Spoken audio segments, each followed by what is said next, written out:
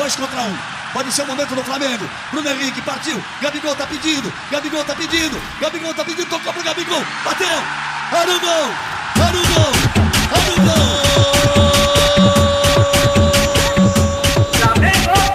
Flamengo não tava bem, nós tava na fase ruim. Contratamos o treinador com o nome de Jesus. Organizou nosso time, a meta é ser campeão e trazer muita alegria pra nossa grande nação. Tá difícil de parar os coringa do Flamengo, Bruno Henrique, Arrascaeta e nosso menino Gerson. Se tem jogo do Mengão, a torcida dá um show. Pode levantar a plaquinha, hoje tem gol do Gabigol. Se tem jogo do Mengão, a torcida dá um show. Pode levantar a plaquinha, hoje tem gol do Gabigol. Tá fluindo, o Gabigol é artilheiro, tá tranquilo. Segue o líder no brasileiro, o time tá de parabéns. Todo jogo nosso é guerra, o Maracanã tá alto, hoje é festa na favela. O time tá de parabéns, todo jogo nosso é guerra, o Maracanã tá alto, hoje é festa na favela. É o Flamengo, fala mal do meu Flamengo, não vou entender legal mesmo não. Passamos.